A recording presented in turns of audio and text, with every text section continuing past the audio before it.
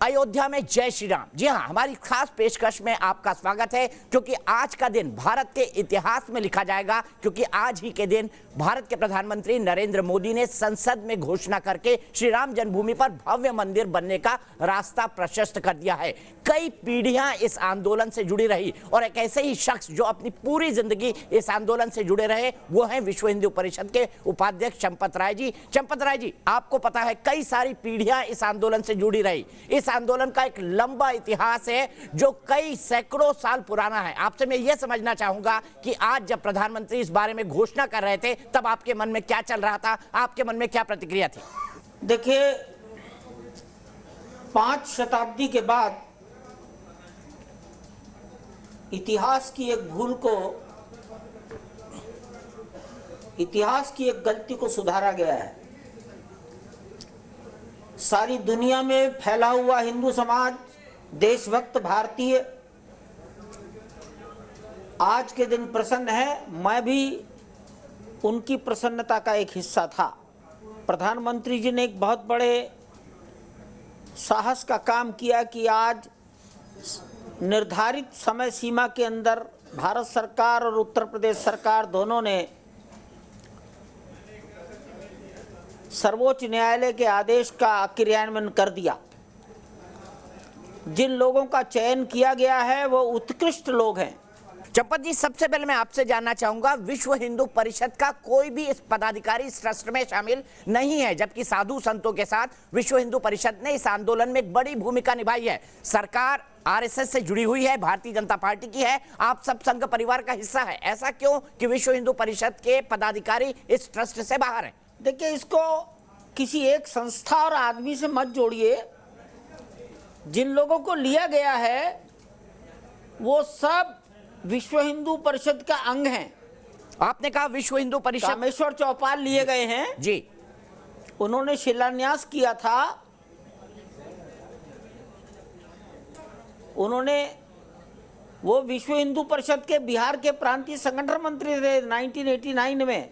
जी, मैं मानता हूं। मैं एक एक सवाल पर आता हूं। मैं सबसे पहले कामेश्वर चौपाल जी की बात करना चाहूंगा। क्यों सरकार को ऐसा लगा कि एक दलित समुदाय का व्यक्ति भी राम जन्मभूमि के मंदिर के ट्रस्ट का हिस्सा होना चाहिए? क्या ये लॉन्ग टर्म में एक संकेत है कि एक दलित शंकराचार्य भी आएगा? आपका क्या सोचना है इस बारे में, और इसको आप किस तरह की सोशल इंजीनियरिंग के तौर पर देखते हैं?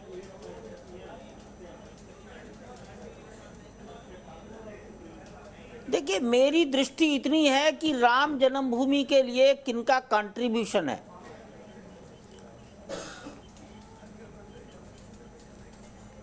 और कामेश्वर चौपाल ने अपने जीवन का प्रारंभ काल राम जन्मभूमि के लिए बिहार में दिया है।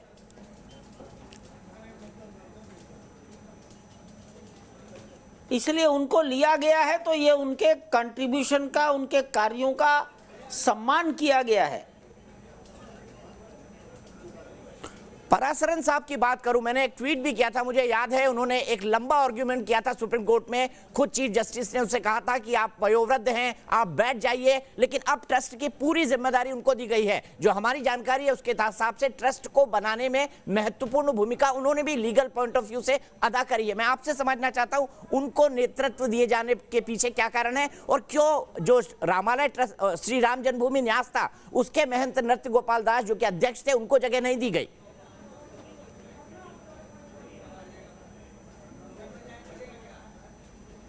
कोई खास बात नहीं है इसमें। पाराशरन जी ने आर्गुमेंट किया था, वो हिंदू लॉ के जानकार हैं। अगर कोई आवश्यकता पड़ेगी तो वो इसको देखेंगे। ठीक है, मैं आगे बढ़ूं, मैं अगले नाम की तरफ बढ़ूं, और जी, यही उनके प्रति हमारा सर्वाधिक सम्मान हो सकता है। ठीक है, ठीक है।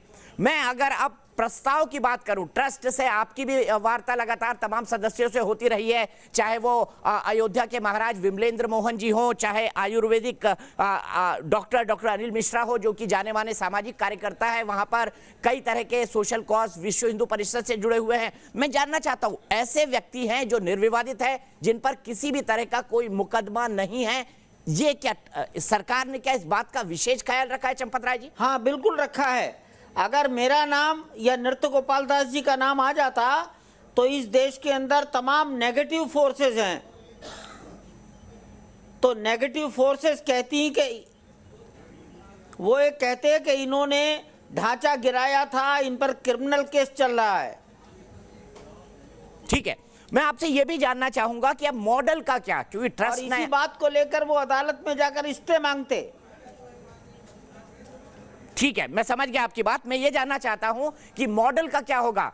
चंपत राय जी, बहुत 70% तक का काम हो चुका है। मैं अयोध्या में कई बार, पिछले 3 दशकों में कई बार वो काम देख चुका हूं।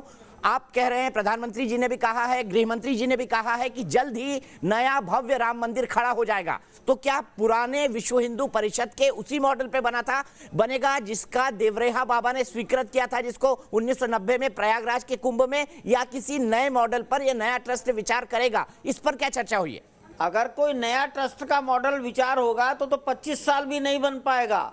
जल्दी बनने का एक ही अर्थ है, वही मॉडल स्वीकार होगा। ठीक है, मैं समझ गया। मतलब जो मॉडल, एक बार मैं फिर चाहूंगा कि जो मॉडल हम दिखा रहे हैं लगातार, जिसके बारे में हमने कई बार रिपोर्ट किया है, उसको भी एक बार दिखाया जाए कि किस तरह से ये विशाल परिसर होगा। चंपत राय जी, ये भी जानना चाहूंगा कि मंदिर तो एक हिस्सा होगा, इसके अलावा राम कथा कुंज होगा, वहां पर वेद पाठशाला भी वहां पर होगी, वहां पर कई बच्चों को पढ़ाया भी जा सकता है, हवन वगैरह का ज्ञान दिया जा सकता है। किस तरह का डेवलपमेंट का इरादा है पूरे अयोध्या नगरी का, श्री राम जन्मभूमि तीर्थ का?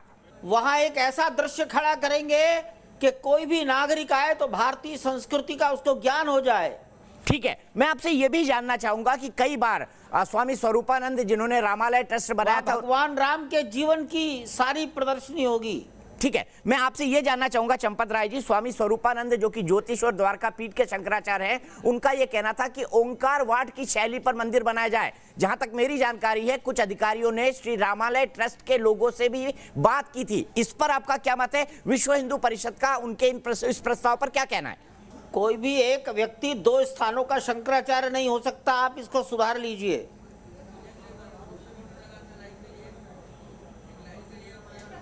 वो द्वारका पीठ के शंकराचार्य हैं बस, और उनका इस आंदोलन से सदैव विरोध रहा है।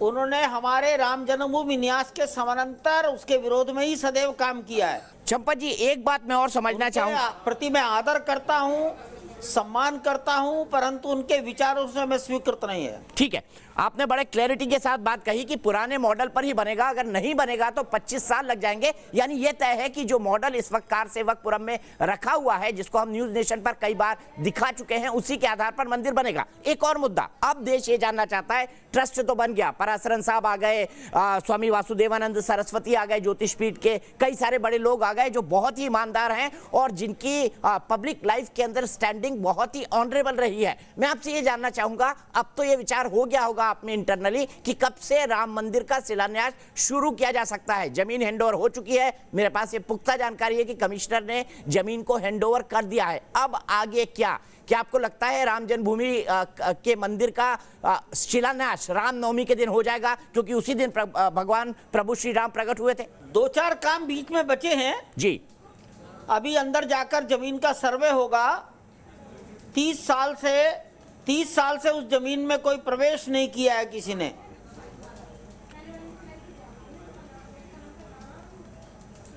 इसलिए सर्वे होगा। भगवान को आज कहीं दूसरे सुरक्षित स्थान पर शिफ्ट किया जाएगा ताकि दर्शन भी चलते रहें।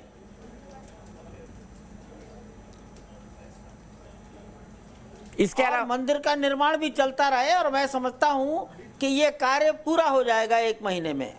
1 महीने के अंदर, मतलब रामनवमी 1 तारीख की गुंजाइश है, रामनवमी की तारीख पर भव्य शिलान्यास हो सकता है। क्या इस स्थिति पर आपने विचार किया है चंपत राय जी? हाँ, ये हो सकता है। ये हो सकता है। और ट्रस्ट की पहली औपचारिक बैठक कब? क्या पूछा आपने? मैं ये जानना चाहता हूं, क्या रामनवमी की तिथि शिलान्यास के लिए विचार की गई है, और ट्रस्ट की पहली औपचारिक बैठक कब होगी? मैं ये दोनों चीजें आपसे जानना चाहता हूं। पहली औपचारिक बैठक कब होगी ये तो ट्रस्ट के लोग मिलकर तय करेंगे,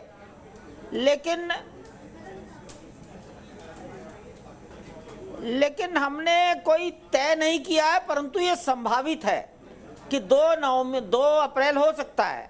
2 अप्रैल हो सकता है। अच्छा, मैं एक बात और जानना चाहूंगा, आपने 2 अप्रैल या फिर जो भी शिलान्यास का कार्यक्रम है उसकी मोटी मोटी रूपरेखा तैयार कर ली होगी, पूरी दुनिया की नजर इस शिलान्यास पर होगी। क्या रूपरेखा तैयार की आप लोगों ने? क्योंकि आप तो जो काम होने वाला होता है उसकी तैयारियां महीनों पहले शुरू कर देते हैं। अरे भाई, 30 वर्ष का रुका हुआ काम है, पूजा पाठ तो करेंगे।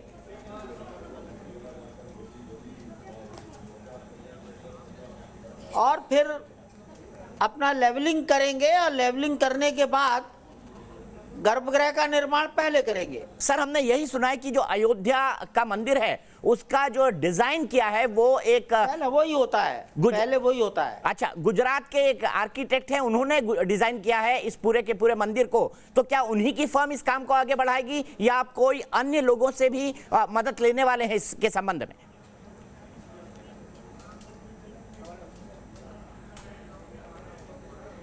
गुजरात के चंद्रकांत भाई सोमपुरा ने हमारे मंदिर का ड्राइंग बनाया है।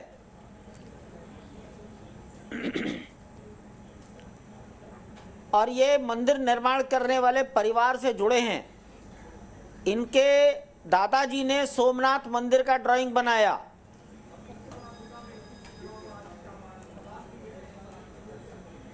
और गुजरात के अहमदाबाद का अक्षरधाम इन्होंने बनाया। गुजरात के अंबाजी का मंदिर इन्होंने बनाया।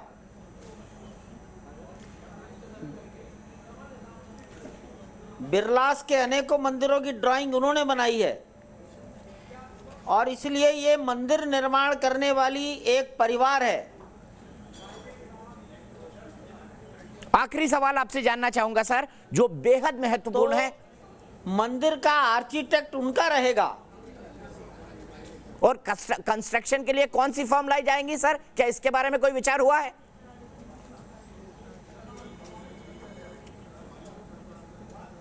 हाँ, हुआ है। और हमारे दिमाग में लार्सन टुब्रो है। लार्सन एंड टुब्रो है, बहुत बड़ी कंपनी है, कई शहरों की मेट्रो बना चुकी है। चंपत राय जी, मैं आपसे यह जानना चाहूंगा कि मंदिर के भव्य निर्माण में आपने एक बार पैसा इकट्ठा किया था पर वो रुक गया, और उस पैसे में से ज्यादातर, जो आप लोग कहते हैं कि उस पैसे पर कई तरह के विवाद भी हुए, लेकिन उस पैसे का मैंने देखा ज्यादा इस्तेमाल पत्थरों को तराशने में हुआ है, पत्थरों को खरीदने में हुआ है, संगमरमर को लाने में हुआ है, मूर्तियां बनवाने में हुआ है। अब जो अतिरिक्त धन लगेगा उसको लेकर ट्रस्ट की और आपकी विश्व हिंदू परिषद की क्या योजना होगी? क्या विश्व हिंदू परिषद एक बार फिर से घर घर जाएगी, रामशिला पूजन करवाएगी?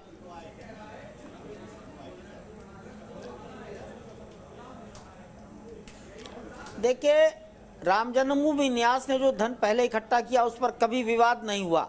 अखबारी वक्तव्यबाजी हुई होगी। इनकम टैक्स आयकर विभाग ने कभी विवाद खड़ा नहीं किया। हमारा अकाउंट बहुत पाक साफ है। आयकर विभाग को हमने हर वर्ष अपना हिसाब किताब दिया है।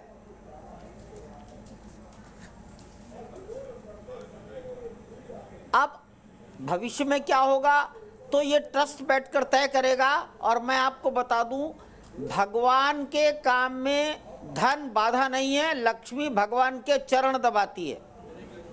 चंपत राय जी, बड़े खूबसूरती से डिस्क्राइब किया है आपने। आखिरी सवाल जानना चाहूंगा, विश्व हिंदू परिषद इतना याद रखिए जी, विश्व हिंदू परिषद के एजेंडे पर काशी भी है, मथुरा भी है।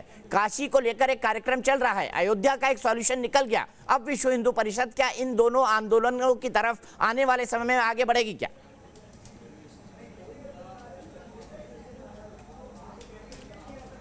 वो आदमी समझदार माना जाता है जो चलते समय फिसलता नहीं। एक कदम जम जाए तब दूसरा कदम आगे बढ़ाओ।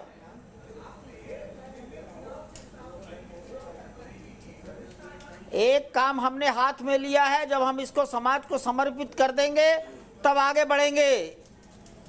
ठीक है, बहुत बहुत शुक्रिया चंपत राय जी, आप हमसे जुड़े, आपने हमसे खास बातचीत की। हम उम्मीद करते हैं जैसे आप लोग प्लान कर रहे हैं, रामनवमी यानी 2 अप्रैल के दिन अयोध्या में भव्य राम मंदिर निर्माण का काम शुरू हो जाए। बेहद महत्वपूर्ण आपने जानकारियां दी है हमें, इसके लिए बहुत बहुत शुक्रिया। तो 2 बड़ी खबर निकल कर आ रही है सामने। पहली तो ये कि अब 3 काम होंगे। जो गर्भगृह है उसका समतलीकरण किया जाएगा, जो रामलला की मूर्तियां हैं उसको दर्शन के लिए अलग रखा जाएगा, और एक इंस्पेक्शन होगा जिसके बाद 2 तारीख एक प्रस्ताव है कि 2 तारीख यानी रामनवमी के दिन मंदिर को शुरू कर दिया जाए। उस पर ट्रस्ट और विश्व हिंदू परिषद के साथ साथ सरकार के प्रतिनिधि जो इस ट्रस्ट में शामिल है वो तेजी से काम करेंगे। तो न्यूज़ नेशन आपको दे रहा है एक बेहद बड़ी एक्सक्लूसिव खबर कि 2 अप्रैल जिस दिन रामनवमी है, तारीख इधर उधर हो सकती है, रामनवमी के दिन से अयोध्या में राम मंदिर का शिलान्यास हो सकता है। हमारी इस खास पेशकश में आज के लिए इतना ही।